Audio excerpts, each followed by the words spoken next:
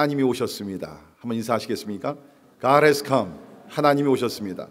하나님이 오셨습니다. 성탄절은 하나님이 이 땅에 오신 날을 기념하는 날입니다. 오늘 본문 말씀 요한복음 1장 14절에서 18절에 있는 말씀 봉독해 드립니다. 요한복음 1장 14절에서 18절에 있는 말씀 봉독해 드립니다.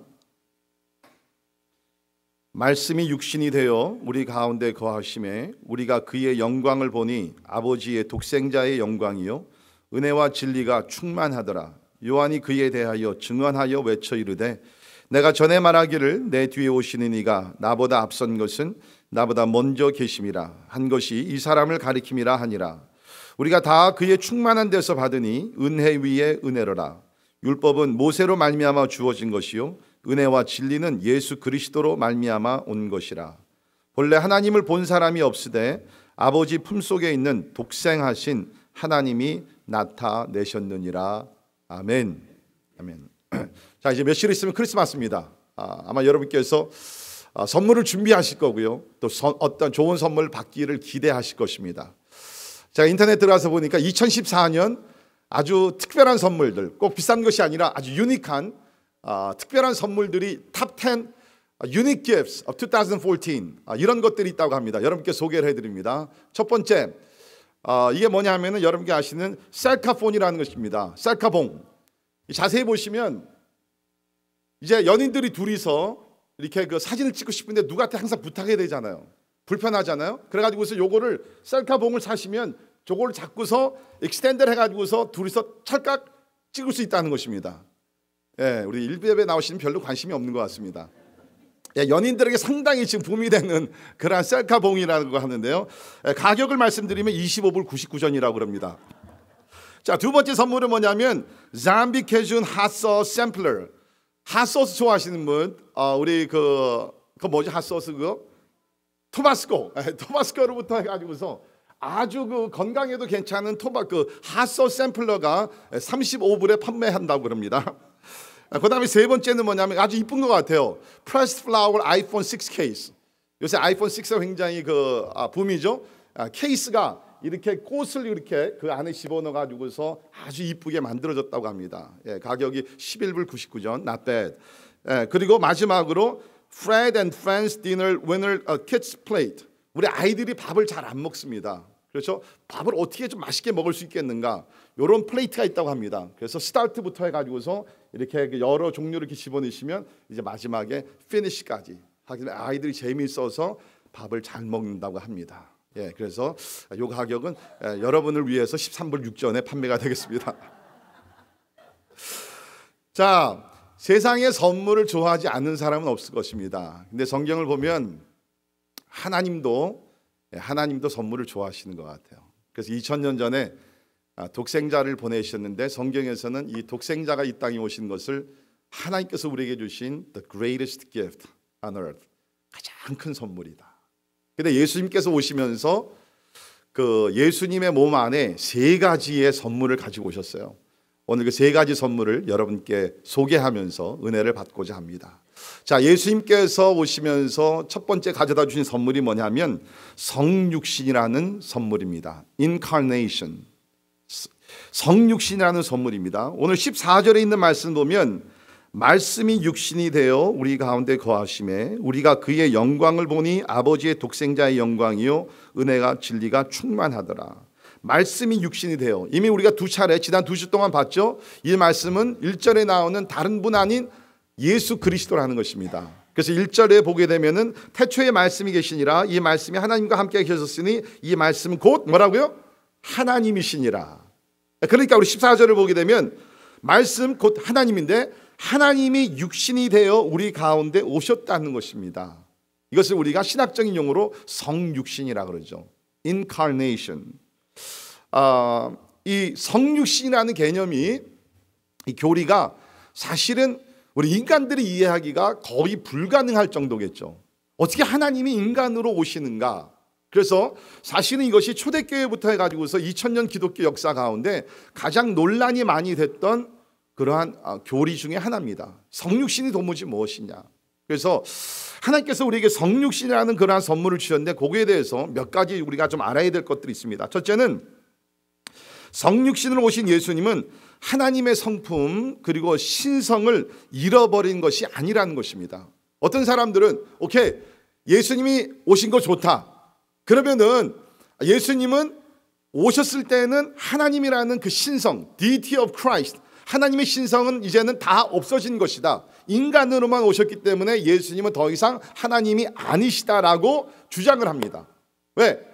어떻게 한 분이 하나님이 될 수도 있고 인간이 될 수도 있냐. 그렇기 때문에 예수님은 더 이상 하나님이 될 수가 없다라고 주장하는 신학자들과 사람들이 오늘 또한 있다는 것입니다. 그런데 이것이 이해가 안 되지만 분명한 사실은 예수님이 이 땅에 오시기 전에는 하나님만으로 계셨습니다. 그런데 예수님께서 어린 아기의 몸을 입고 이 세상에 오셨을 때는 그 신성에다가 인성을 더하셨다는 것입니다. He added his divinity unto his humanity. 그러니까 원래 예수님은 하나님이신데 이 땅에 오시게 되면서 이제 인간의 모든 성품들을 거기다가 다 더하셨다는 것입니다. 그렇다면 해서 예수님의 신성이 사라진 것이냐? 절대로 아니라는 것입니다. 예수님은 영원부터 영원까지 우리 하나님이 되신 줄 믿습니다. 아멘. 거기다가 2000년 전에 이 땅에 오셨을 때, 말구에 태어나셨을 때 인간됨을, 사람됨을 더 입으셨다는 것입니다. 물론 예수님께서 인간의 모습으로 오셨을 때에 하나님만이 누릴 수 있는 어떠한 특권들, 프리라그티브라고 그러죠. 하나님의 특권들을 내려놓으셨어요.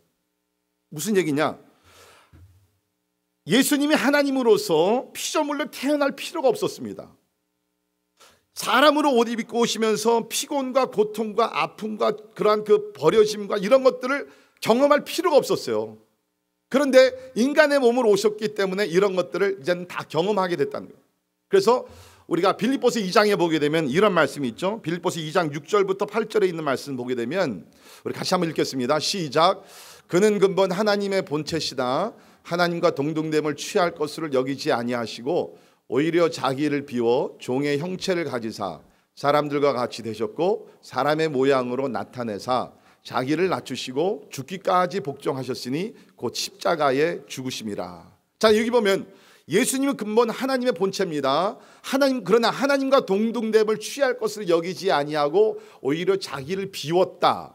여기 비웠다는 것은 신성을 내려놨다는 것이 아닙니다. 특권을 내려놓고 이제는 사람의 몸으로 이 땅에 오셨다는 것입니다. 오늘날 우리 이단들을 보게 되면요, 이단들을 보게 되면 예수가 하나님이라는 것을 공통적으로 다 부인을 합니다. 여호와의 증인도 그렇고 몰몬교도 그렇고 보면 예수님을 인정합니다. 믿기까지 합니다. 하나님으로 믿는 것이 아니라 좋은 사람으로 태어난 것을 믿습니다. 하나의 선지자로 믿습니다. 그러나 하나님으로는 믿지 않는다는 것이죠. 자, 우리가 두 번째 이 성육신에 대해서 이해해야 될 것은 성육신으로 오신 예수님은 완전 하나님, 완전 인간으로 오셨다는 것입니다. Fully God and fully man. 완전 하나님으로 오셨고 완전 인간으로 오셨어요. 그러니까 어떤 신학자들은 이렇게까지도 설명을 하더라고요. 예수님의 몸이 있는데 반쪽은 하나님이고 반쪽은 인간이다. 이거는 it doesn't make any sense. 그렇게 될 수가 없죠. 우리 성경을 보게 되면 예수님을 소개하면서 완전 하나님이고 완전 인간으로 예수님께서 오셨다. 그런데 이것 또한 이제 우리가 받아들이기 어려우니까 우리 초대교회 보게 되면 어떤 신학자들과 또 이단들은 예수님이 하나님으로만 오셨지 인간으로는 오시지 않았다. 이것은 결코 불가능한 일이기 때문에 인간으로 오실 수가 없었다. 그래서 예수 그리스도의 성육신으로 오신 예수 그리스도를 부인하는 사람도 있었습니다. 자, 이것에 대해서 요한복음을 기록한 사도 요한은 시간이 좀 지난 다음에 요한 1서에서 이렇게 얘기를 합니다. 요한 1서 1장 보면 사랑하는 자들아 영을 다 믿지 말고 오직 영들이 하나님께 속하였나 분별하라.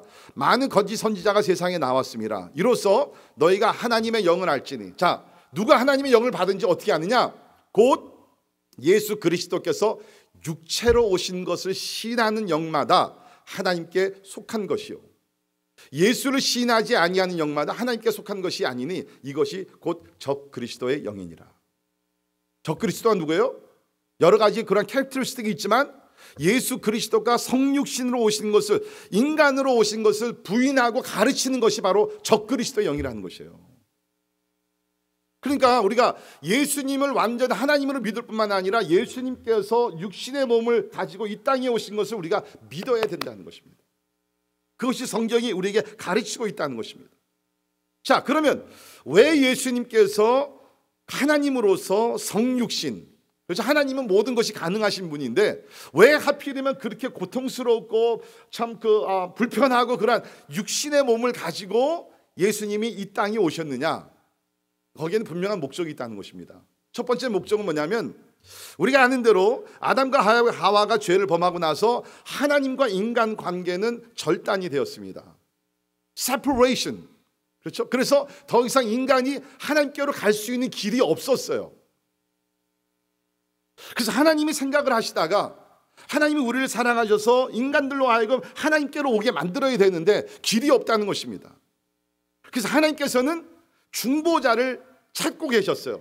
하나님을 대표하고 인간을 대표해서 누가 가운데 서가지고서 중보할 사람을 하나님이 찾으셨는데, 그 중보자가 누구냐? 바로 예수 그리스도라는 것입니다. 완전 하나님을 대표할 수 있는, 하나님의 사랑을 전달하고 하나님의 그 자비를 줄 수 있는 완전 하나님이신 분과, 그 다음에 인간이 타락을 했는데 인간을 이해하고 인간을 위해서 죽을 수 있는, 그렇죠? 희생제물이라는 것은 인간이 되어야 됩니다. 그 인간이, 완전 인간이 필요한 것이에요. 그런데 그런 사람이 어디 있어요, 세상에? 그런 신이 세상에 어디 있습니까? 그래서 우리가 성경을 보면 오직 예수 그리스도만이 하나님과 우리 인간 누구예요?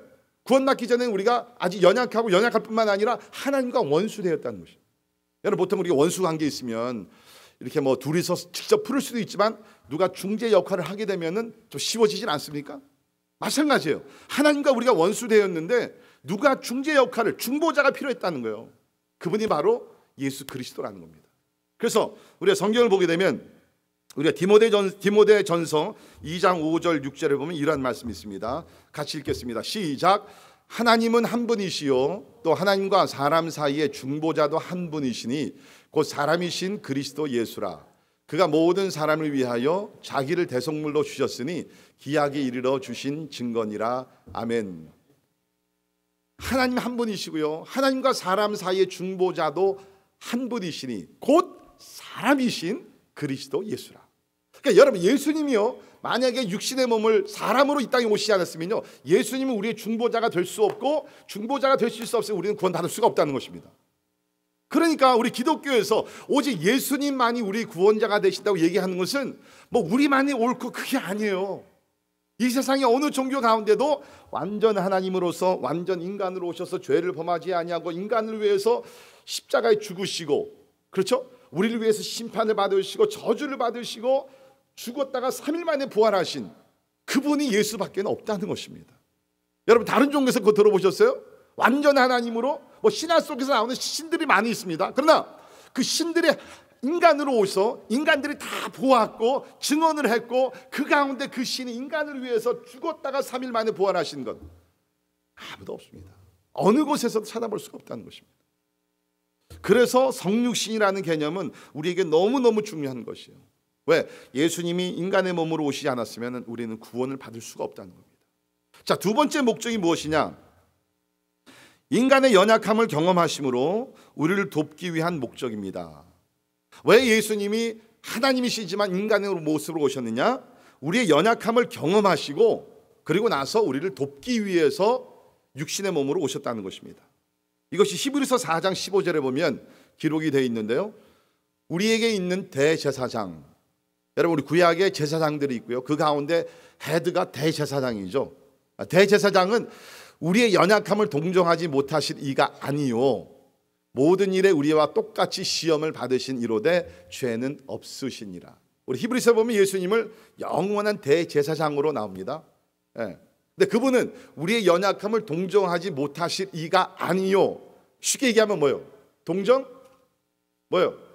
한다는 거예요. 근데 이걸 좀 더 강조하기 위해서, 문법적으로 강조하기 위해서 동정하지 못하실 이가 아니요, 그분은 동정을 하신다는 거예요. 우리와 똑같이 시험과 시련과 고통과 태어남부터 죽음까지 다 경험을 하시면서 한 가지 제외하고 죄만 경험하지 않으셨죠.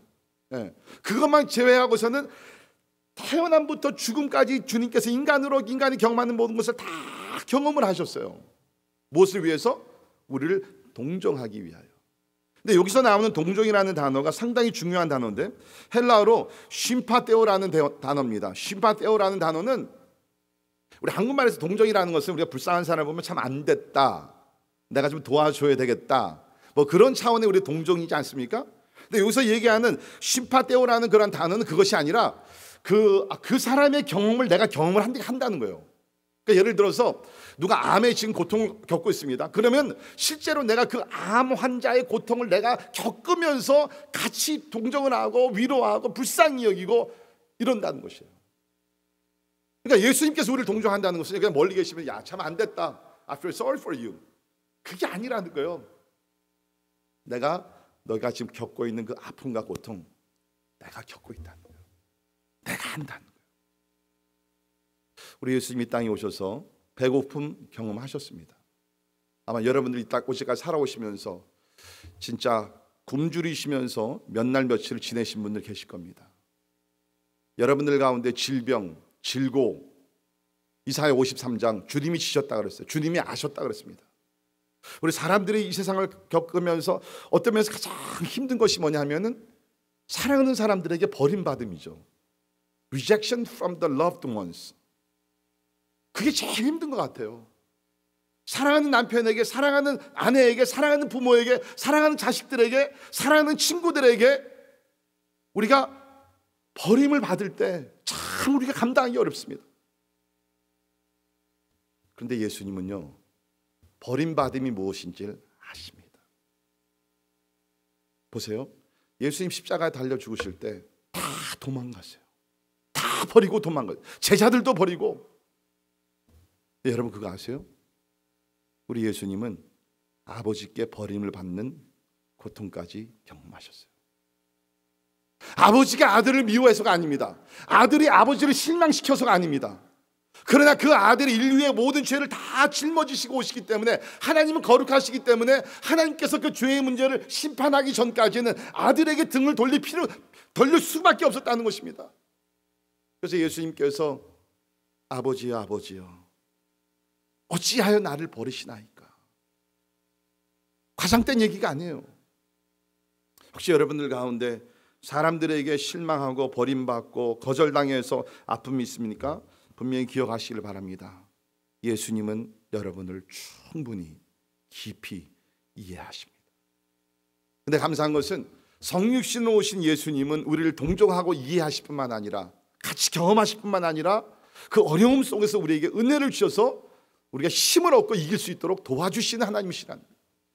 그래서 우리가 히브리서 4장 16절 바로 그 다음 절을 보면 이러한 말씀인데 같이 읽죠. 시작. 그러므로 우리는 긍휼하심을 받고 때를 따라 돕는 은혜를 얻기 위하여 은혜의 보좌 앞에 담대히 나아갈 것이니라. 자, 히브리 4장 15절에서는 예수님께서 여러분을 동정하십니다. 16절에서 뭡니까? 그러므로 우리를 동정하는, 잘하는, 함께 체험하고 고통을 함께 느끼신 그 하나님의 그 대제사장이 계시기 때문에 그분 앞에 나가십시오.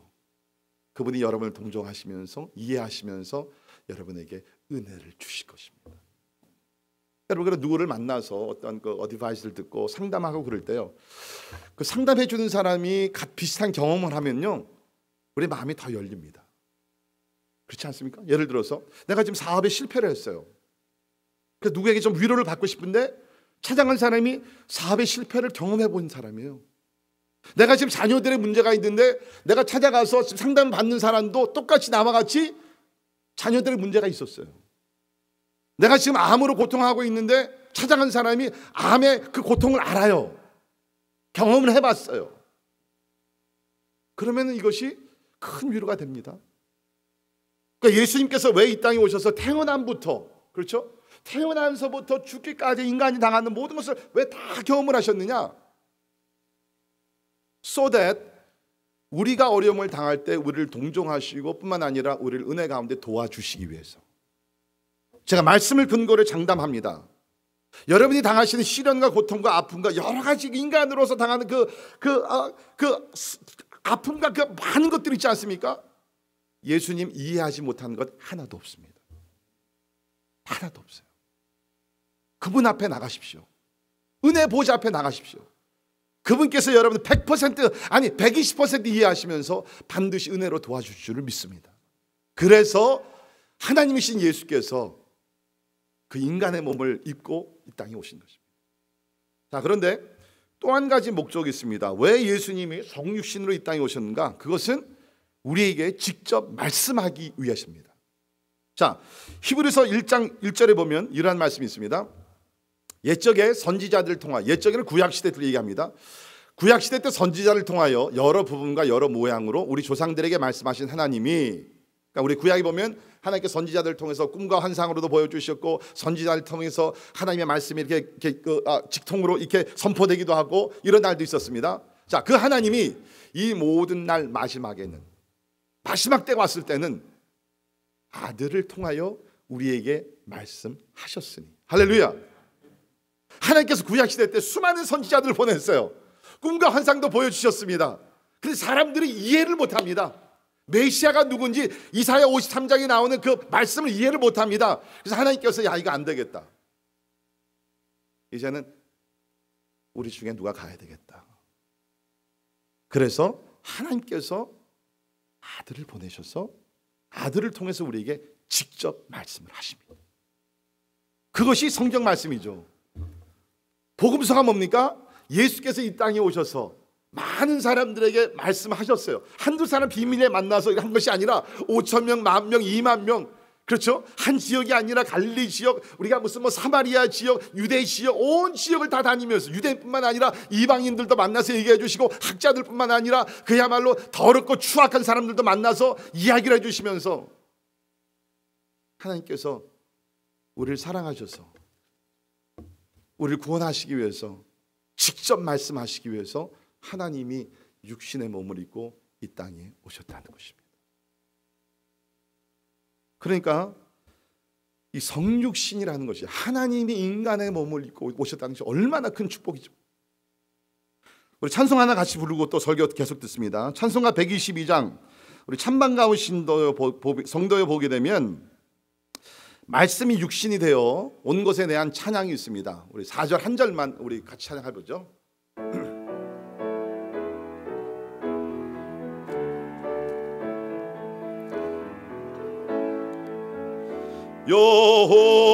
여호와의 말씀이 육신을 입어 날 구원하고 주가 되셨도다. 저 감사한 찬송을 주 앞에 드려 엎드려 절하세, 엎드려 절하세, 엎드려 절하세. 구주 나셨네. 여호와의 말씀이 육신이 되어, 하나님이 육신이 되어 이 땅에 오신 것이 진짜 기적 중의 기적입니다. 이 기적이 있기 때문에 우리가 구원을 받게 된 줄을 믿습니다. 두 번째 선물은 무엇이냐? 예수님께서 오시면서 우리에게 주신 두 번째 선물은 뭐냐면 거하심입니다. 하나님의 거하심, habitation of God. 하나님께서 거하셨다는, 14절 보십시오. 말씀이 육신이 되어 우리 가운데 거하심에, 거했다. 이 부분을 우리 미국에 요새 많은 사람들이 애용하는 성경책이 있습니다. The Message라는 그 성경책인데, 한국말로도 신약은 번역이 된 줄 아는데 구약은 지금 완성됐는지 모르겠어요. 아무튼간에 The Message에 유진 피러스라는 박사님이 그 성경을 이 부분 이렇게 번역을 했어요. 어떻게 했냐면 The Word became flesh and blood and moved into the neighborhood. 말씀이 피와 살이 되어서 우리 동네로 이사 오셨다. 좀 더 실감 납니까? 아멘? 하나님 멀리 계신 것이 아니라, 근데 말씀이 육신에, 그게 아니라 하나님이 피와 살을 입고서 여러분이 사시는 그 동네로 이사 오셨다는 거예요. 여러분의 마음속으로 이사 오셨다는 거예요. 여러분의 직장으로, 여러분의 사업터로, 우리 자녀들이 아닌 학교로 하나님께서 피와 살이 되어가지고서 이사를 오셨다는 것이에요. 이게 말씀이 육신에 우리 가운데 거했다는 것입니다. 자, 여기 나오는 거하셨다는 단어가 상당히 중요한 단어인데요. 이 단어의 원래 뜻은 set up a tent, 장막을 치다라는 뜻입니다. 그러니까 말씀이 육신이 되어 우리 가운데 장막을 치셨다. 자, 우리 구약을 좀 아시는 분들은 우리 이스라엘 백성들이 출애굽을 해가지고서 가나안 땅을 향해 가면서 광야에서 뭐를 치며 살았죠? 장막을 쳤습니다. 그 장막을 셋업하고 장막을 세우고 또 움직일 때는 장막을 거두고서 또 가게 되고. 그래서 저도 많은 경우에 여기서 말씀이 육신에 우리 가운데 거하셨다, 장막을 치셨다, pitch a tent 생각할 때에 무슨 생각을 했냐면요, 이것은 예수님께서 잠시 육신의 몸을 입고 이 땅에 오셨다가 십자가에 죽으시고 부활하실 때는 다시 또 이제 없어진 거죠.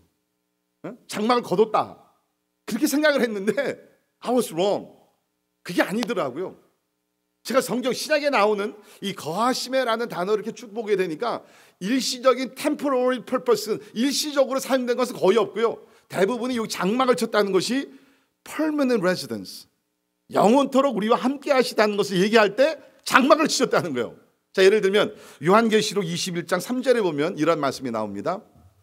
자, 내가 들으니 보좌에서 큰 음성이 나서 이르되 보라, 하나님의 장막이 사람들과 함께 있음에 하나님이 그들과 함께 계시리니 그들은 하나님의 백성이 되고 하나님은 친히 그들과 함께 계셔서 모든 눈물을 그 눈에서 닦아주시니 다시는 사망이 없고 애통하는 것이나 곡하는 것이나 아픈 것이 다시 있지 아니하리니 처음 것들이 다 지나갔음이로라. 계시록 21장 뭡니까? 새 하늘과 새 땅, 새 예루살렘이 이루어지게 되면서 세상은 사라지게 되고 영원한 천국을 얘기하고 있어요. 그런데 그 영원한 천국이 하나님의 장막이 사람들과 함께 있음에, 그러니까 성경에 나오는 요한복음에 나오는 이 장막이라는 개념이요, 요한계시록도 요한이 썼거든요. 장막이라는 개념이 잠시 예수님께서 그냥 이 땅에 육신으로 오셨다가 그냥 하늘로 승천하셨기 때문에 더 이상 우리와 이제 상관이 없는 얘기다, 그것이 아니라는 것입니다. 그러니까 장막이, 그 요한복음과 요한이 쓴 모든 서신들을 보게 되면 장막이라는 개념이 잠시 있다가 이제 다시 장막을 세우고 다시 접고, 그 개념이 아니라 조금 더 뭐냐면 closeness, 우리와 굉장히 가까이 오셨다는 거. 그것을 사용하기, 그 개념을 우리 가르쳐주기 위해서 장막을 쳤다는 것입니다. 자, 그게 이해가 되죠? 뭡니까? 우리 구약에 보게 되면은 이스라엘 백성들이 40년 광야 생활할 때 장막, 다른 말로 회막이라고 그랬죠. 텐트 미팅, 회막을 치게 됩니다. 그럼 뭡니까? 하나님께서 우리 구약에서는 하나님이 이렇게 좀 뭐랄까, 성령을 아직 임하시지 않았기 때문에 이렇게 오셨다가 멀리 가시기도 하시고 그랬습니다. 그런데 그 회막에는요, 그 장막에는 하나님의 임재가 있었습니다. 이게 뭐예요? 말씀이 육신이 되어 우리 가운데 오셔서 장막을 치셨는데 그 장막은 하루 있다 없어지고 또 있다 없어지고, 그게 아니라는 거예요. 한 번 임하셔서 우리 가운데 거하신 그 장막을 치게 되면 영원토록 우리와 함께 하시면서 우리의 눈물을 닦아주시고 슬픔을 걷어가시고 우리와 함께 해주신다는 것입니다. 할렐루야. 이게 얼마나 놀라운 축복이에요, 여러분. 여러분이 지금 하나님에 대해서 어떤 개념을 갖고 사는지 모르지만 하나님은 그냥 멀리 계시면서 가끔 우리가 신앙생활 잘하면 우리에게 오셔가지고서 우리를 만나주시고 위로해, 그런 분이 아니라는 거예요. 하나님은요, 잘 들으세요, 하나님은 2000년 전에 여러분의 뒷마당에 오셔서 장막을 치셨습니다. 할렐루야. 여러분의 마스터 베드룸에 장막을 치셨습니다. 큰일 났죠. 여러분의 사업터에 하나님이 오셔서 장막을 치셨어요. I am here. I'm here for you. 나는 너희를 위해서 왔다. 내가 이곳에 함께 하면서 There is the glory of God. 하나님의 영광이 지금 여기 있어. 그리고 나는 장막을 쳤는데 그 장막은 영원히 너희와 함께 있을 것이야. 여러분 좀 외로우세요? 하나님의 장막이 지금 여러분과 함께 합니다. 인내하세요. 하나님이 우리와 함께 하시고 지켜주실 줄을 믿습니다. 그래서 우리 예수님께서 마태복음 28장 20절에 승천하시기 전에 이 말씀을 주셨죠. 함께 있습니다. 시작. 볼지어다 내가 세상 끝날까지 너희와 항상 함께 있으리니 하시니라. 아멘. 같은 개념이에요. 말씀이 육신이 되어 우리 가운데 거하심에 세상 끝날까지 너희와 항상 함께 있으리라. 자, 세 번째, 예수님이 오시면서 우리에게 주신 세 번째 선물이 무엇인가? 나타나심이라는 것입니다. manifestation. 하나님이 나타나셨다. 그리고 우리가 보았다. 이것이 하나님께서 우리에게 주신 놀라운 선물이라는 거예요. 14절 보십시오. 말씀이 육신에 우리 가운데 거하심에 우리가 그의 영광을 보니, 이것은 다른 얘기하면 뭡니까? 하나님을 보았다는 거예요. 하나님께서 나타나셨다는 거죠. 나타내 주셨다는 것입니다. 그래서 우리가 18절도 보시면 본래 하나님을 본 사람이 없으되 아버지 품속에 독생하신 하나님이 나타내셨느니라. 여러분, 성경 퀴즈. 구약에 하나님의 등을 본 사람이 있죠. 누구예요? 모세가. 그래서 모세가 우리 출애굽기 33장에 보면 하나님을 보기를 원합니다. 하나님께서 모세 기도를 들으셔가지고 그래? 그러면 내가 실제로 다 보여줄 수는 없고 볼 수 없고 내가 지나가는데 하나님께서 등, 이것은 영광으로 표현이 됩니다. 내 영광을 보여주리라. 그래서 구약에서는요, 가장 하나님을 조금이라도 본 사람은 모세인데 하나님의 그 등, 그 영광, 그것을 보았어요. 그런데 지금 신약에 사는 이제 성도들은 그 차원이 아닙니다. 하나님께서 나타나셨어요. 그래서 말구에 태어나셨고요, 하나님이 육신의 몸을 갖고 태어나셔서 사람들에게 보여주셨어요. 그냥 산골짜기에서 혼자 계시다가 이렇게 사라지신 분이 아니라 많은 사람들 가운데서 주님께서 나타나셔서 보여주셨다는 것입니다. 그래서 우리 요한복음을 보기에는 특별히 나를 본 자는 하나님을 본 사람이다. 우리 요한복음 14장 8절에 보면 이제 빌립이 이렇게 얘기합니다. 빌립이 이르되 주여 아버지를 우리에게 보여주옵소서. 그리하면 족하겠나이다. 예수께서 이르시되 빌립이 내가 이렇게 오래 너희와 함께 있을 때 내가 나를 알지 못하느냐? 나를 본 자는 아버지를 하나님을 보았거늘 어찌하여 아버지 하나님을 보이라. 하나님께서 나타나서 보여주셨다는 것입니다. 자, 그런데 오늘 말씀 보게 되면 이 영광 가운데 하나님으로 나타나신 예수님은 어떠한 모습으로 나타나셨느냐? 많은 부분이 있겠죠. 그러나 요한은 여기서 하나님의 모습을요, 두 가지에다 초점을 맞췄습니다. 그것이 무엇인가? 은혜와 진리입니다. 하나님이 나타나셨는데 어떤 것을 보여주시기를 원하셨느냐? 첫째는 은혜요, 두 번째는 진리라는 것입니다. 그래서 우리가 성경에서 또 기독교에서 우리가 많이 사용하는 단어가 은혜라는 거죠. 은혜는 뭡니까? 받을 만한 자격이 없어요. 근데 하나님께서 값없고 가치 없고 자격도 없고 다 미달인데 그냥 선물을 주시는 거예요. 저는 여러분이 올해 크리스마스 때 선물을 나누시면서 진짜 누가 수고를 해서 가치가 있고 존경을 받을 만해서 의미가 있고 그런 게 아니라 진짜 주변에 이 선물을 받을 만한 아무 이유가 없는 사람에게 그냥 일방적으로 선물 한번 해보시기를 주의 이름으로 부탁을 드립니다. 왜 이렇게 아멘 소리가 없죠? 안 하시겠어요? 자, 여러분, 우리가 토이 드라이브를 오늘까지 합니다. 오늘 갖고 오셨는지 모르지만 이름도 모르고 성도 모르는 어린아이들에게 우리가 사랑을 베푸는 거예요. 이 선물을 받은 사람이 우리를 위해서 봉사한 건 아무것도 없을 것입니다. 근데 우리가 이게 주는 거예요. 이거 어떻게 보면 이것이 참 선물이죠. 진실된 선물이죠. 보통 우리가 누가 나를 위해서 뭐를 해주고 또 내가 그 사람을 위해서 뭘 하고 그러면서 선물을 주고받는 것은요, it's just business transaction. 참된 선물이 아니에요. 참된 선물은 그 사람이 나의 선물을 받을 만한 자격이 없는데 내가 그 사람을 사랑하기 때문에, 또 그 사람이 페이백할 수 있는 것도 아무것도 없어요. 근데 내가 사랑하기 때문에 그냥 순수하게 주는 것이 선물이에요. 그것이 성경에서 은혜입니다. 성경에 보면 은혜라는 것은 어떨 때는 은혜로 표현이 됐고요, 번역이 됐고, 어떤 때는 선물로 번역이 됐습니다. 근데 예수님이 뭐냐? 예수님의 성품이 가장 나타나는 그 성품이 바로 은혜라는 것입니다. 값없이, 조건 없이, 어떠한 것을 차별하지 아니하고 비참하고 더럽고 추악한 모든 죄인들에게 주시는 것이 은혜인데, 그 예수님은 가장 먼저 표현할 수 있는 것이 뭐냐? 예수님 대표하는 그 성품이 뭐냐? 은혜라는 거예요. 은혜다. 자, 그런데 오늘 16절에 있는 말씀 보면 우리가 다 그의 충만한 데서 받으니 은혜 위에 은혜로라. 예수님이 이제 나타나셔 하나님 보여주셨는데 그분은 은혜 위에 은혜라. 이것은 뭐냐면요, 그 예수님의 성품에서 흘러나오는 은혜가 끊이질 않는다는 거예요. 그 은혜가 끊이질 않는다는 거예요. 계속해서 그 은혜가 넘쳐나게 돼 있다는 거예요. 우리 골로새서 2장 9절에 보면 이것이 성육신이랑 연결이 되는데 그 안에는 신성의 모든 충만이 육체로 거하시고, do you see?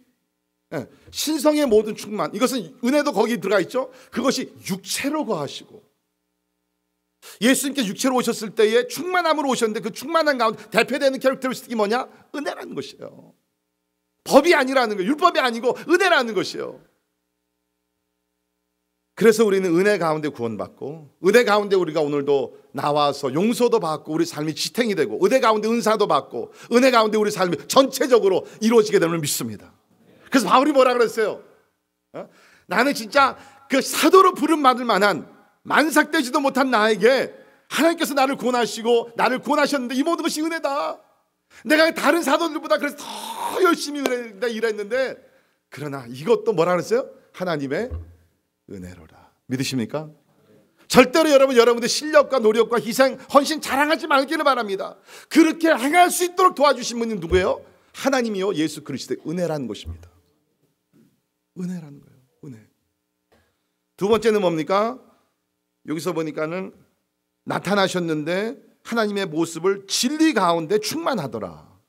그러니까 하나님이 인간들에게 자신을 보여주기를 원했는데 무엇 없는 것 가운데서 진리를 통해서. 근데 여기서 얘기하는 진리는요, 우리가 보통 세상에서 뭐 진리다 비진리다 뭐 그렇게 따지는 그런 것이 철학적인 차원이 아니라 이거는 생명이 있는 진리입니다. 그래서 우리 요한복음 14장 6절에 보게 되면 예수께서 이르시되 내가 곧 길이요 진리요 생명이니. I am, 에고에이미, I am. 내가 누구냐? 나는 길이요 진리요 생명이니 나로 말지 않고는 아버지께로 올 자가 없느니라. 왜 우리가 예수를 통하지 않으면 아버지께로 갈 수 없어요? 예수가 진리이기 때문에. 이 진리는 어떤 진리입니까? 요한복음 8장에 가서 보게 되면 이 진리는 우리를 죄악에서 자유케 하는 것이 이 진리라고 요한복음 8장에서 나옵니다. 요한복음 8장 32절, 진리를 알지니 진리가 너희를 자유롭게 하리라. Then you will know the truth and the truth will set you free. 성경에서 얘기하는 진리는 예수 그리스도예요. 그리고 그 예수 그리스도는 우리를 모든 죄악에서 죄사슬에서 우리를 자유케 하시는 능력 있는 하나님이신 줄 믿습니다. 그래서 우리가 보게 되면은 이 진리라는 단어가 특별히 요한복음에서만 19번 나오는데요, 신약에서는 가장 많이 나옵니다. 근데 이 진리는 우리가 나중에 후반부에 가서 보게 되면 이 진리는 성령과 또 연결이 됩니다. 그래서 요한복음 16장 13절에 보면 그러나 진리의 성령이 오시면 그가 너희를 모든 진리 가운데로 인도하시리니. 그러니까 사실 우리 그리스도의 삶은 뭡니까? 진리로 충만해지는 거예요. 진리이신 예수 그리스도를 믿고 진리의 성령이 오시면 그가 너희를 모든 진리 가운데로 인도하시리니. 여기서 진리는 뭡니까? 하나님의 말씀을 얘기하고 있습니다. 그러니까 뒤집어서 얘기한다 그러면 여러분이 하나님 만나고 싶으세요? 아멘? 진짜입니까? 하나님은 어디서 나타나요? 진리 가운데서 나타나는. 그러니까 성경을 읽게 되면, 그렇죠, 진리로 오신 예수님께서 이것을 주셨거든요. 우리가 성경 이 진리를 읽게 되면 그 가운데서 하나님을 발견하게 되고 하나님을 만나게 되고, 이 성경은 죽은 책이 아니거든요. 살아있는 책이거든요. 그래서 우리가 성경을 읽다면 어떨 때 마음이 막 뜨거워지죠. 막 감격도 일어나게 되고 우리가 회개도 하게 되고. 왜 그랬어요? 이 진리 때문에. 그래서 우리가 하나님을 자꾸 보게 된다.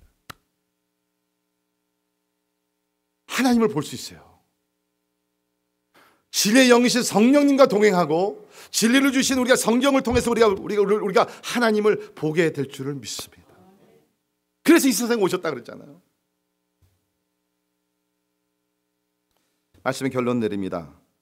이렇게 하나님은 2000년 전에 예수님을 이 땅에 보내시면서 우리에게 세 가지 선물을 주셨죠. 성육신의 선물, 거하심의 선물, 나타나심의 선물입니다.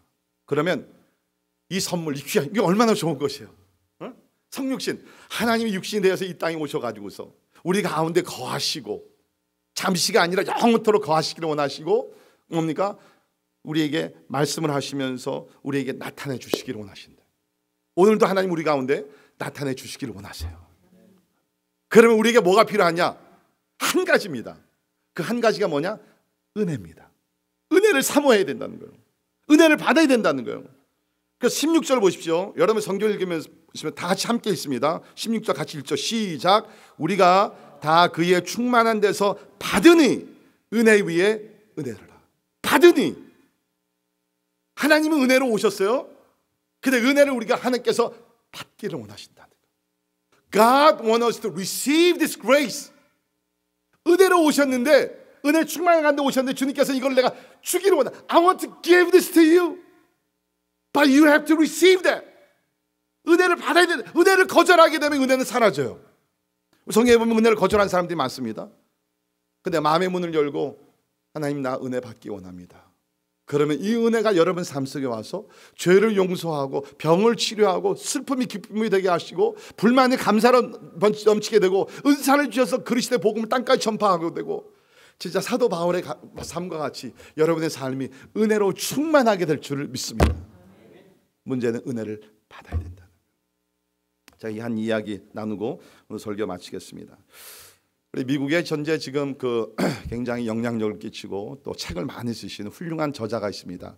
맥스 루케이도라는 분인데 한번 들어보신 분 한 손 들어보세요. 맥스 루케이도. 우리 한국말도 번역이 많이 됐습니다. 이 맥스 루케이도 목사님이 이제 텍사스의 샌앤토니오 거기 오킬스라는 교회에서 지금도 담임하고 계시는데 이분이 이제 텍사스에서 자라시면서 이 바다라는 것을 10살이 될 때까지 한 번도 보지를 못했다고 합니다. 그래가지고서 10살 됐을 때 캘리포니아에 삼촌이 계셔가지고서 산타 모니카 그 삼촌 집을 방문을 했대요. 그 삼촌이 이제 자기 조카가 와가지고서 이제 10살 먹은 아이를 데리고서 이제 태평양 바닷가가 보이는 그 모래사장으로 데리고 나간 거예요. 그러니까 이 10살 먹은 애가 처음으로 이 태평양을 보니까 우리도 마찬가지 않습니까? 그냥 입이 쫙 벌어지는 거예요. 평생 이런 거 보지 못했거든요. 그래서 사막에서만 살다가 그냥 끊임없는 그 바다를 보니까 너무너무 놀라는 거예요. 그래서 한참 그 바다를 구경하고 있다가 보니까는 파도가 계속 몰려오는 거예요. 삼촌한테 삼촌 파도가 계속 몰려오네요. 근데 삼촌이 그래 이 파도가 계속 몰려오는데 이제 너와 나랑은 여기서 잠시 있다고 집에 가더라도 이 파도는 오늘 밤에도 끊임없이 몰려올 거야. 그랬더니 얘가 삼촌 무슨 말을요. 내가 아무리 텍사스에 자랐다 거짓말하지 마세요. 어떻게 계속 그렇게 옵니까? 아니야 오늘 밤에도 올 거야.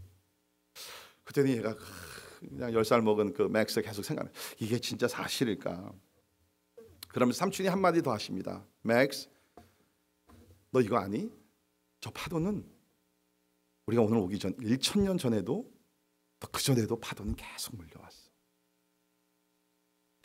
삼촌 너무 과장되게 얘기하지 마세요. 어떻게 1000년 동안 파도가 계속 몰려옵니까? 삼촌이 또 말씀을 하십니다. 맥스 너 이거 아니? 너가 내가 잠시 살다가 죽는다 할지라도 앞으로 1000년 아니 2000년 동안도 이 파도는 계속 몰려올 거야. 그러니까 10살 먹은 애가 이게 이해가 안 되는 거죠. 어떻게 저 바다라는 게 뭐길래 계속해서 1000년 전에도 파도가 몰려왔고 앞으로 1000년 그 후에도 파도가 계속 몰려온다는 건가? 그러면서 이제 10살 먹은 애가 이제 좀 장난을 하고 싶어가지고서 그 모래사장에 들어가서 몸을 둥글면서 모래를 몸에 다 묻히고 삼촌한테 얘기합니다. 삼촌 내가 저기 바다 안에 한번 들어가도 될까? 그랬더니 삼촌이 Sure, why not? 그래서 바다 물속에 들어간 거예요. 그러니까 파도가 몰려오게 되면서 자기 몸에 묻었던 그 모래들이 다 금방 사라졌어요. 그러니까 얘가 또 이제 백사장이 나와가지고서 모래를 또 묻히고 또 들어가요. 계속해서 그게 재밌는 거예요. 모래를 묻히고 바닷속에 들어가가지고서 그 바닷물이 파도가 오게 되면 다 깨끗하게 되고 또 나와서 묻히고 들어가게 되면 또 깨끗하게 되고 그걸 계속 하는 거예요. 이 이야기를 루케이도 목사님이 하루는 주일날 설교를 하면서 성도들이 이렇게 합니다. 여러분 그거 아십니까? 이것이 바로 예수님의 은혜입니다. 우리가 1000번 더러운 죄를 우리가 범하고 우리가 주님 앞에 나가서 은혜의 바닷속에 들어가게 되면 이거는 끊임없이 우리가 죄를 인정하고 하나님의 은혜를 구하기만 하면 하나님께서 은혜의 파도로서 우리를 정결케 하시고 깨끗게 하시고 우리를 새롭게 하십니다. 여러분 교회를 좀 오래 다니신 분들은요, 우리에게 어떤 율법주의가 나도 모르는 가운데 침투해 들어올 수 있어요. 이제는 내가 어떤 공을 세우고 내 거룩함으로 내 노력으로 내가 용서를 받아야 되지 않는가? 아니에요. 우리는 예수 믿은 지 10년, 20년, 평생을 됐다, 내가 아무리 거룩한 사람이 됐다 할지라도 은혜의 파도가 몰려와서 우리를 깨끗하게 하고 우리를 새롭게 할 때에 우리 하나님 앞에서 거룩한 자로 영광을 돌리게 될 줄을 믿습니다. 이 은혜의 파도가 여러분과 여러분의 가정에 넘쳐오기를, 계속해서 영원토록 임하기를 주의 이름으로 축원합니다. 메리 크리스마스. 기도합니다. 하나님 아버지 감사합니다. 하나님 참 이 놀라운 은혜, 놀라운 진리 우리에게 주셔서 구원받게 하시고 용서받게 하시고 오늘도 우리가 은혜 가운데 서서 하나님을 찬양하며 주의 사명을 감당하게 하심을 감사 또 감사드립니다. 하나님께서 우리에게 가장 위대한 선물을 주셨습니다. 독생자 예수 그리스도 선물을 주셨습니다. 그분이 오시면서 우리 가운데 성육신의 축복을, 하나님의 거하심의 그 선물을, 하나님 또 우리 가운데 보여주심을, 나타나심의 축복을 주셨습니다. 하나님 우리 성탄절을 맞이하면서 세상의 다른 선물을 추구하지 말게 도와주시고 이러한 영적인 영원한 신령한 선물 가운데 만족하며 감사하는 귀한 성도들 다 되게 하여 주옵소서. 예수님 이름으로 간절히 기도하옵나이다.